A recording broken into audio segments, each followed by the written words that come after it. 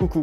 Vous vous rappelez des session guitaristes, du remplacement de Patrick, tout ça? Si, je vous remets le lien ici. Figurez-vous que Native Instruments vient de sortir un nouveau produit qui s'appelle Session Bassist. Et ça, c'est comme pour Patrick, mais avec Stéphane. Non, je plaisante, en fait, c'est un produit qui va simuler une basse jouée par un vrai bassiste. Ouais, c'est un plugin qui va vous jouer des lignes de basse, des vraies lignes de basse, comme s'il y avait un vrai bassiste dans votre morceau, ouais. Enfin, si vous faites ça, ça risque quand même d'être un peu moins sympa à les répètes avec le groupe.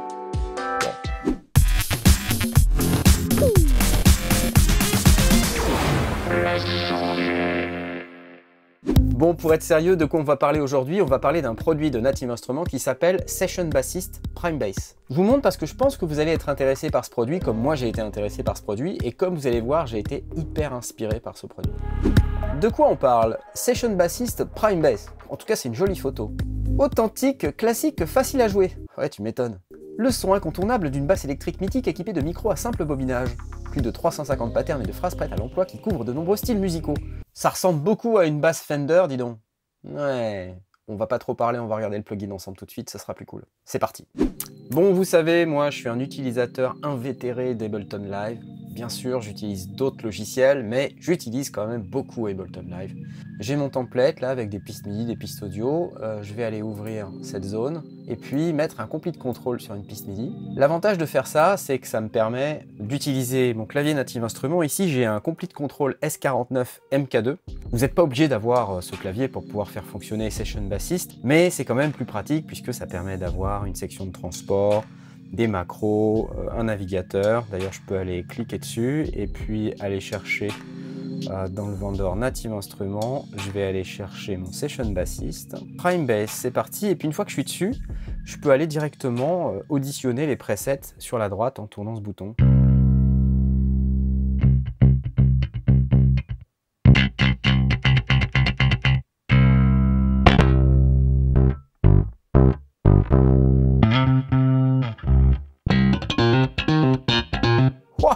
Ce qui frappe tout de suite, c'est qu'on entend des articulations comme si c'était un bassiste qui jouait.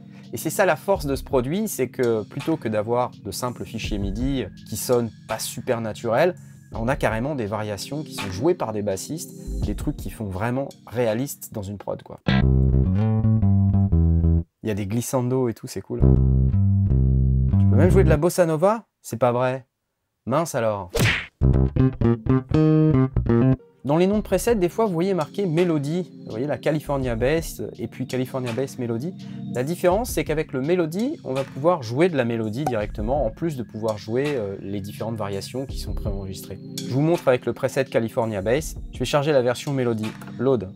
Une fois que c'est chargé, ce qu'on peut voir, c'est que sur le clavier Native Instruments, on a des lumières qui sont différentes sur la gauche du clavier et qui correspondent à des moyens de contrôler le son. Les petites lumières jaunes, ça va être pour contrôler le type de son qu'on va jouer.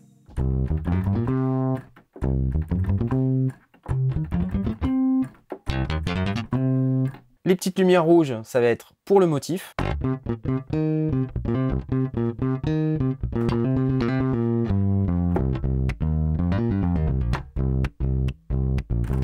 Et le reste des lumières, ça va être pour les effets quand ils existent. À noter qu'il n'y en a pas toujours, mais là par exemple, je crois qu'il y en a un ici.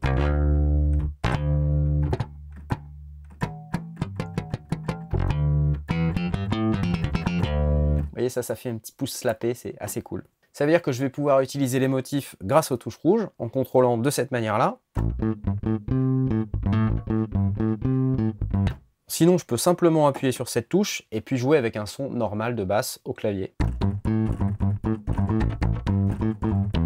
Il y a vraiment des trucs assez cool avec ces produits Session Bassist, Session Guitarist et tout ça, c'est que quand on appuie sur une de ces touches pour pouvoir produire un motif, on se dit bon, c'est un motif préenregistré. Là, en fait, si je fais un accord mineur, je vais avoir un motif mineur, et si je fais un accord majeur, je vais avoir un motif majeur.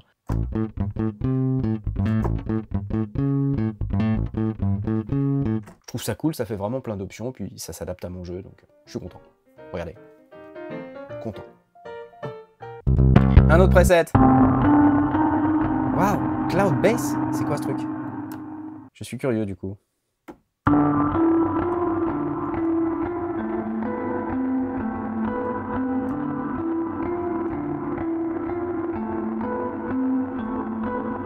Vous voyez sur l'écran, on peut les sélectionner, les différents patterns. Ici, il y en a 4. Un sur C1, C dièse 1, D1, D dièse 1. Et s'il y en avait d'autres, je pourrais les sélectionner avec les touches suivantes. Mais pour l'instant, il n'y en a pas. Je peux aller en charger. Si je fais ça, par exemple, j'ai des patterns qui sont déjà ici, préenregistrés. Je sais pas, je vais aller charger ça. Donc si vous voulez charger un pattern d'un autre preset directement sur ce son-là, c'est possible. Si je vais chercher sur Similar, il va aller me sélectionner un autre pattern. Encore.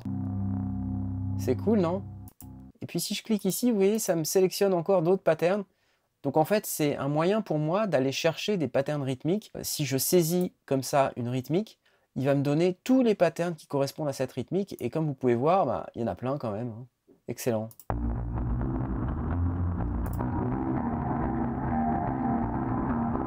Donc là, vous vous rendez compte qu'en fait, on peut séparer la partie pattern, les motifs, les variations qui sont jouées à l'intérieur de Primebase. On peut séparer ça du son en lui-même. Le son, c'est vraiment autre chose. On peut le customiser si on veut, le personnaliser. Vous voyez, dans la partie Sound Preset, je suis sur le son qui s'appelle Space Koto, Flageolet. Mais si je veux, je peux aller choisir un autre type de son. Vous voyez, il y a des sons de type direct. Il y a un son de slap, par exemple, ou un son de rock ballade. Et maintenant, si je fais play, voilà ce qui se passe. Vous voyez, ça change complètement le son. Agressive. Vintage Tube. Et puis j'ai aussi des sons amplifiés qui utilisent des modélisations d'amplification. Là, par exemple, si je fais Funky Wolf,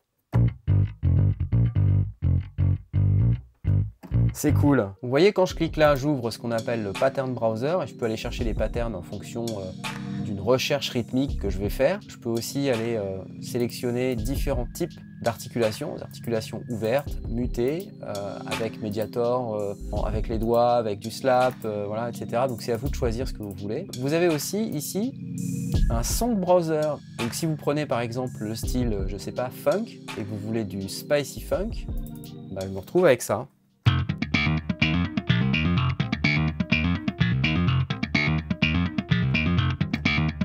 C'est super. Une fonction que j'aime bien ici, c'est, vous voyez ce bouton là, il y a écrit phrase dessus, mais je peux aller cliquer là-dessus et puis passer en mode one pitch, ce qui fait que ça donne ça.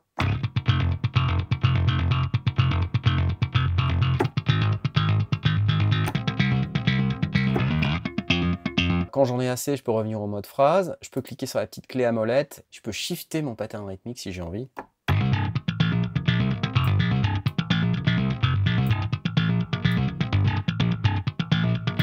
Je peux faire des trucs assez rigolos.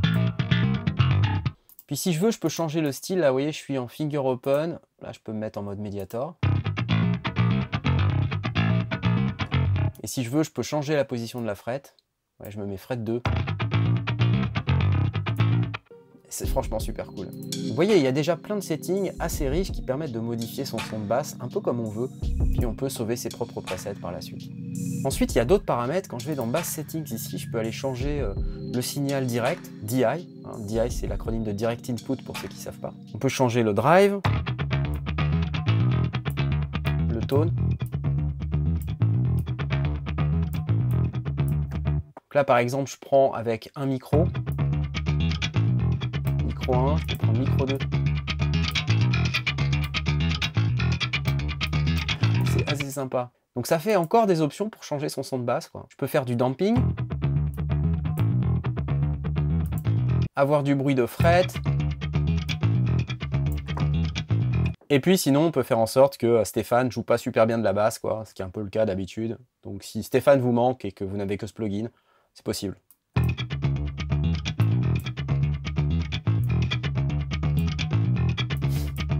Ça va encore. Je vais changer de preset, je vais me mettre en Funk Machine. Ouh. Allez, néo-funk.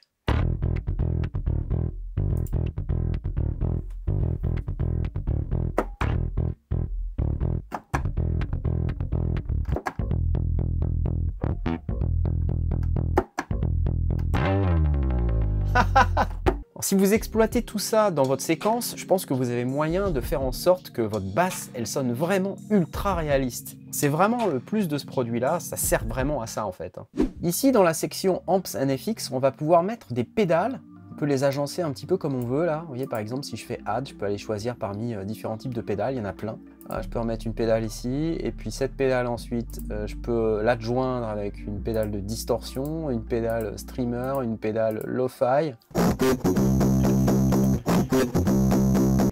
Et à chaque fois, vous voyez, en dessous, j'ai des réglages qui correspondent, donc je peux aller sélectionner la pédale et puis faire les réglages comme je veux.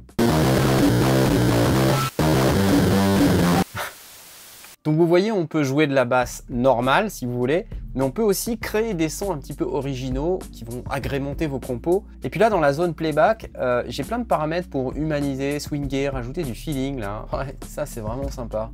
Ah, on peut diviser le tempo par deux si on veut.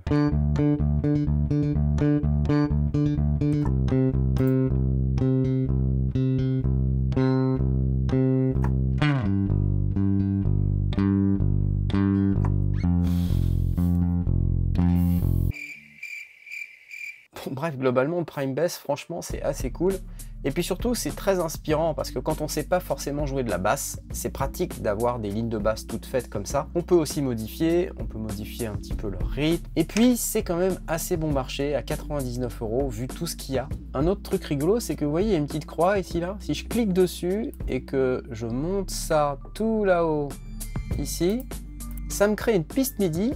Et vous voyez, ce qu'il fait, c'est qu'il sélectionne lui-même l'articulation. Là, je vais me mettre en fold pour que vous puissiez bien voir.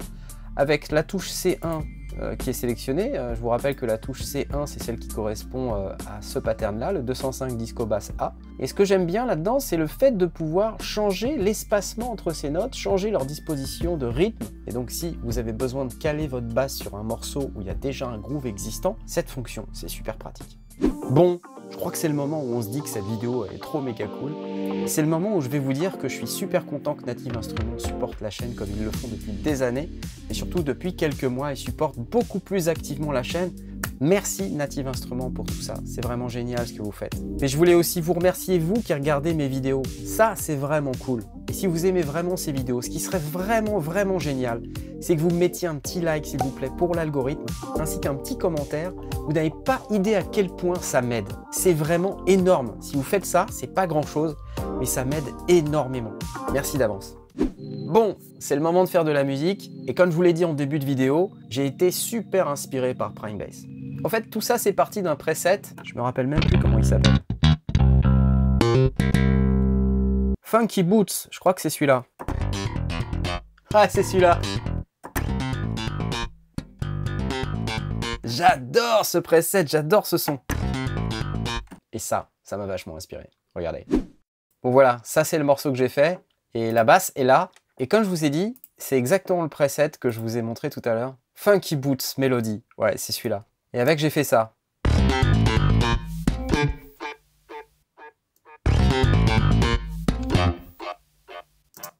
Je vous fais écouter ce que ça donne.